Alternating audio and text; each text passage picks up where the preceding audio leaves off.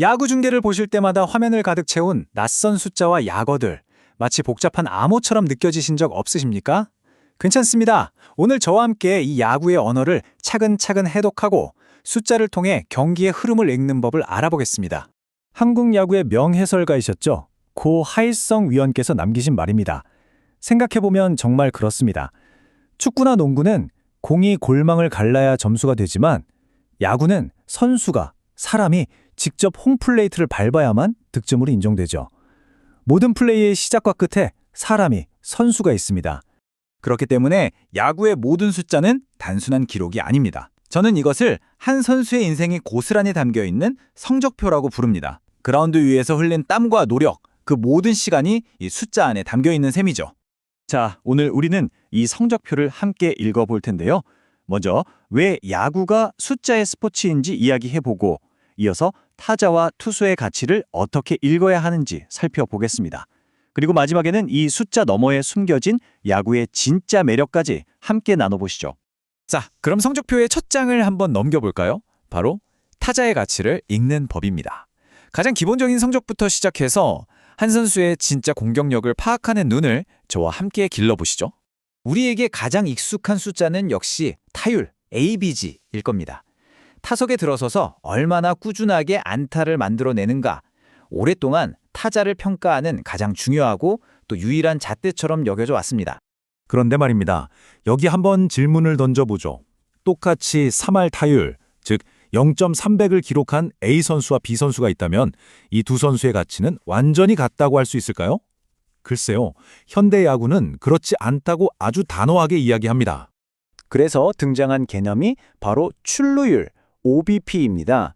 이건 안타를 치는 능력과는 좀 다릅니다. 안타가 아니더라도 볼넷이든 몸에 맞는 공이든 어떻게든 아웃되지 않고 베이스로 걸어나가는 능력을 보는 거죠. 왜냐하면 야구에서 아웃 카운트 하나는 곧 기회 하나의 소멸을 의미하거든요. 그러니 출루율이 높다는 건 그만큼 팀에 많은 득점 기회를 만들어준다는 뜻이 됩니다.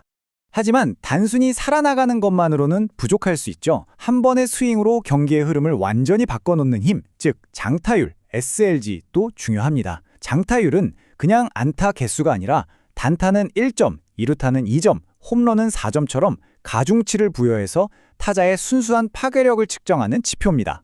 자, 이제 핵심입니다. 얼마나 자주 살아나가는가를 보여주는 출루율과 얼마나 멀리 위협적으로 치는가를 보여주는 장타율, 이 두 가지 중요한 능력을 더한 것이 바로 OPS입니다.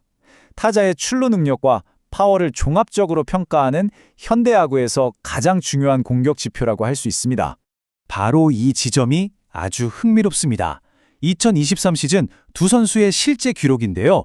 타율만 한번 보시죠. A 선수는 2할 1푼 12, B 선수는 2할, 거의 비슷해 보입니다. 하지만 OPS를 보는 순간 이야기가 완전히 달라집니다. A 선수는 0.654, B 선수는 0.522. 엄청난 격차가 드러나죠?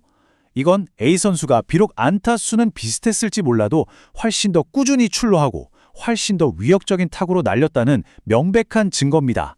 이것이 바로 타율만 봐서는 결코 알 수 없는 선수의 진짜 가치인 셈이죠. 그래서 이렇게 정리할 수 있겠습니다. 타율이 국어, 영어 같은 한 과목의 성적이라면 OPS는 모든 과목을 합산한 총평균 학점, 즉 GPA와 같습니다. 선수에 대한 훨씬 더 완전하고 깊이 있는 이야기를 들려주는 숫자라는 겁니다. 자, 이제 성적표의 다음 장으로 넘어가 보겠습니다. 이번에는 마운드의 지배자, 투수입니다. 단순히 결과만 보는 것을 넘어서 그 과정까지 읽어내면서 투수의 진정한 안정감을 재는 법을 알아보도록 하죠. 투수 성적표에서 가장 기본이 되는 과목은 단연 평균 자책점, ERA입니다. 투수가 수비에 도움 없이 오롯이 자신의 책임으로 내준 점수가 9이닝당 평균 몇 점이냐를 나타내는 거죠. 낮은 평균 자책점은 오랫동안 최고의 투수, 즉 에이스의 상징이었습니다. 하지만 평균 자책점은 실점이라는 결과에만 집중합니다. 그 점수를 내주기까지의 과정은 잘 보여주지 못하죠. 그래서 우리는 WHIP라는 지표를 함께 봐야 합니다. 이닝당 주자를 얼마나 내보냈느냐를 뜻하는 이 숫자는요, 평균 자책점이 결과적으로 몇 점을 줬나? 라고 묻는다면 WHIP는 애초에 위기를 얼마나 만들었나를 보여주는 과정의 지표인 셈입니다. 이 개념을 아주 쉽게 설명해주는 멋진 비유가 있습니다. WIIP를 고속도로의 교통량이라고 한번 생각해 보십시오. WIIP가 낮다는 건 도로가 아주 한산하다는 뜻입니다.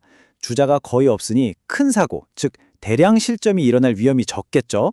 반면에 WIIP가 높다는 것은 교통체증이 아주 심각하다는 의미입니다. 언제 큰 사고가 터져도 이상하지 않은 그런 아슬아슬한 상황인 겁니다. 이 그래프를 한번 보시죠. 2023 시즌 두 투수의 실제 기록입니다. 평균 자책점, 즉 ERA만 보면 A 투수가 3.06으로 B 투수의 3.23보다 더 좋아 보입니다. 하지만 WHIP, 과정의 안정성을 한번 보십시오. A 투수는 이닝당 무려 1.48명의 주자를 내보낸 반면 B 투수는 1.21명만 허용했습니다. A 투수는 매 이닝 교통체증 속에서 정말 아슬아슬하게 운전을 해온 셈이죠. 여러분이 감독이라면 장기적으로 누구의 투구에 더 마음을 놓을 수 있겠습니까? 우리는 지금까지 성적표를 해독하는 몇 가지 중요한 열쇠를 손에 쥐었습니다. 하지만 이제부터 드릴 말씀이 어쩌면 가장 중요한 이야기일지도 모르겠습니다. 바로 숫자 너머에 존재하는 야구의 진짜 재미, 성적표에 다 담기지 않는 이야기들입니다. 야구계에는 이런 유명한 격언이 있습니다. 숫자는 거짓말을 하지 않는다. 네, 그렇습니다. 숫자는 필드 위에서 일어난 사실들을 가장 객관적으로 보여주는 진실의 기록이니까요. 하지만 저는 여기에 꼭 한마디를 덧붙이고 싶습니다. 그 숫자 너머에 있는 선수의 노력과 투지, 그리고 눈에 보이지 않는 그 수많은 맥락을 읽어내는 것. 그것이야말로 야구를 즐기는 진정한 재미라고 말입니다. 아무리 정교한 성적표라 해도 모든 것을 담아낼 수는 없습니다. 승패가 걸린 그 결정적인 순간에 엄청난 집중력, 팀을 하나로 묶는 리더십, 그리고 끔찍한 부상을 이겨내는 인간의 강인한 의지 같은 것들 말이죠.